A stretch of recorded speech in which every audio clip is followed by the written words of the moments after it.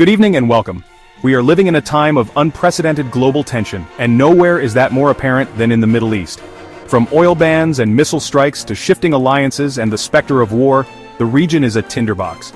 Let's dive into the details of today's major headlines without any delay. The situation is complex, with a multitude of players and interests vying for dominance.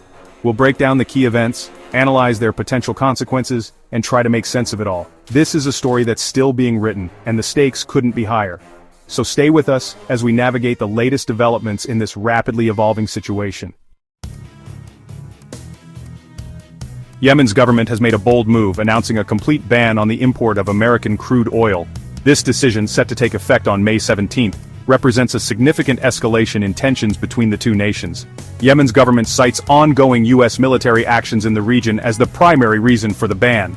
They accuse the United States of destabilizing the region and interfering in Yemen's internal affairs.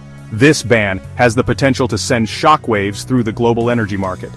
While the United States is not Yemen's primary oil supplier, the move could disrupt global supply chains and drive up prices. The White House has yet to issue a formal response to the ban. However, experts speculate that this action could further strain the already fragile relationship between the two countries. This development raises crucial questions about the future of U.S.-Yemen relations and the broader implications for regional stability. Is this the beginning of a larger trend of resource nationalism? Or is it a calculated gamble by Yemen to force a change in U.S. policy? Only time will tell what the ultimate consequences of this ban will be. In a brazen attack that has sent shockwaves through the region, Yemen has claimed responsibility for firing a barrage of missiles at Tel Aviv. The attack targeted a key Israeli military center, marking a significant escalation in the ongoing conflict. Worryingly, Israel's advanced Iron Dome defense system, designed to intercept such attacks, failed to stop the missiles. This failure has raised serious concerns about the vulnerability of Israel's defenses and the increasing sophistication of its adversaries. While there have been no reported casualties, the attack has significantly heightened tensions between Israel and Yemen. It also underscores the volatile situation in the region, where long-standing conflicts continue to simmer. Israel has vowed a swift and decisive response to the attack, but the nature of that response remains unclear. This latest development raises the specter of a wider conflict in the region. With tensions already running high, this attack could be the spark that ignites a larger conflagration.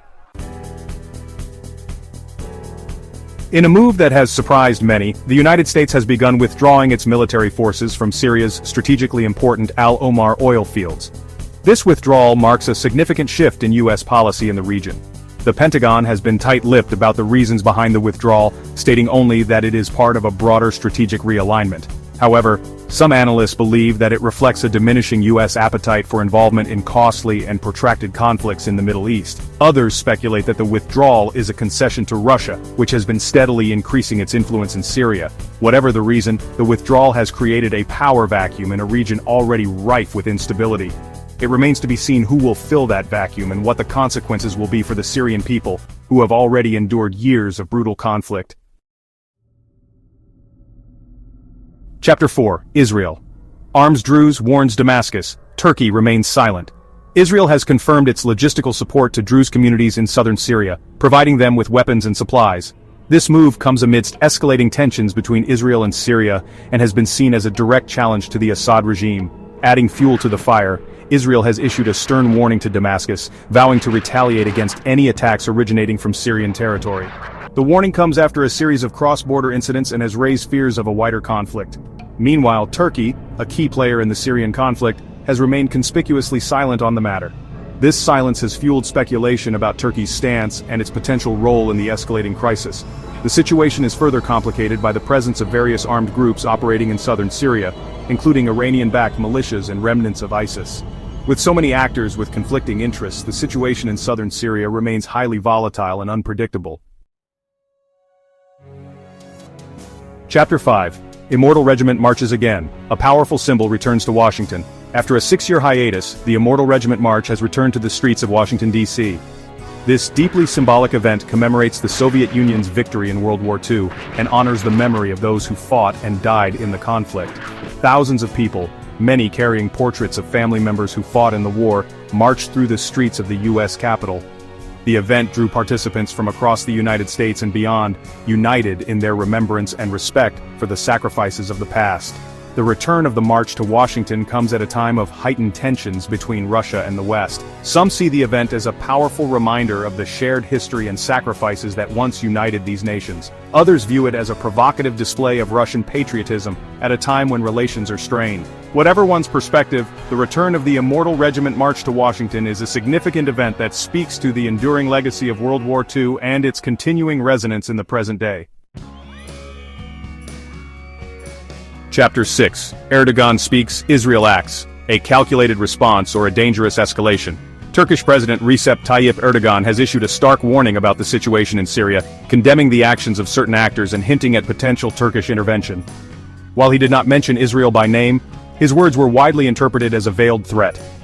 Israel responded swiftly and decisively to Erdogan's remarks, launching a series of airstrikes across Syria. The strikes targeted what Israel described as Iranian military assets and were seen as a clear message of deterrence. This back and forth between Turkey and Israel highlights the extremely volatile nature of the situation in Syria. With multiple regional powers vying for influence and control, the potential for miscalculation and escalation is high. Adding another layer of complexity is the presence of Russian forces in Syria. Russia, a key ally of the Syrian government, has condemned the Israeli airstrikes but has so far refrained from direct military intervention. The situation remains extremely fluid, and it is unclear what the long-term consequences of this latest escalation will be. However, one thing is certain, the risks of a wider conflict in the region have increased significantly. Chapter 7. CIA to slash jobs. A sign of the times or a threat to national security. In a move that has sent shockwaves through the intelligence community, the CIA is planning to lay off as many as 1,200 employees. This would be the largest reduction in workforce in the agency's history, and has raised serious concerns about its ability to carry out its mission.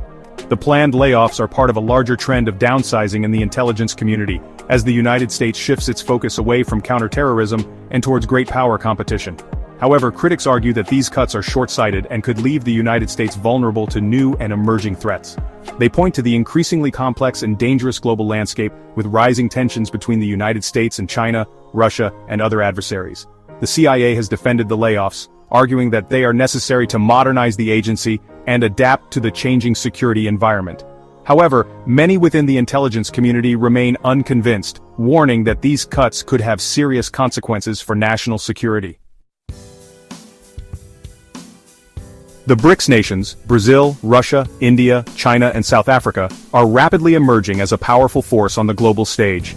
With their growing economies, increasing political clout, and shared desire for a more multipolar world order, the BRICS are challenging the traditional dominance of the West. This week's BRICS summit highlighted the group's growing influence. Leaders from the 5 nations discussed a range of issues, from trade and investment to climate change and global security. One of the most significant developments at the summit was the announcement of plans to create a BRICS Development Bank. This new institution would provide an alternative to the World Bank and the International Monetary Fund, which are seen by some as being dominated by Western interests. The rise of the BRICS has the potential to reshape the global landscape. It remains to be seen whether the group can overcome its internal divisions and live up to its potential. However, one thing is clear: the BRICS are a force to be reckoned with, and their influence is only going to grow in the years to come. The much-anticipated strategic agreement between Iran and Russia has hit a snag, with both sides acknowledging that the deal is facing significant delays. The agreement, which was expected to deepen cooperation between the two nations in areas such as energy, trade, and defense, has been in the works for months. Sources close to the negotiations have cited several reasons for the delay, including disagreements over specific terms of the agreement and concerns about potential Western sanctions. The delay is a setback for both Iran and Russia, who are seeking to strengthen their ties in the face of growing pressure from the United States and its allies. For Iran, the agreement represents an opportunity to break out of its international isolation and access much-needed investment and technology. For Russia, it is a chance to expand its influence in the Middle East and counter the West's efforts to isolate it on the global stage. It remains to be seen whether the two sides can overcome their differences and finalize the agreement. Ali Larijani, a senior Iranian politician and former Speaker of the Iranian parliament, has sparked controversy with his latest remarks about Israel. In a speech to a group of students, Larijani questioned Israel's narrative about Hamas, the Palestinian militant group that controls the Gaza Strip. Referring to Israel's recent prisoner exchange with Hamas, in which it released over 1,000 Palestinian prisoners in exchange for the release of Israeli soldier Gilad Shalit, Larijani made a sarcastic remark.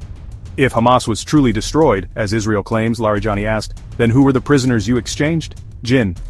Larijani's comment, while delivered with a touch of humor, underscores the deep mistrust and animosity that exists between Iran and Israel.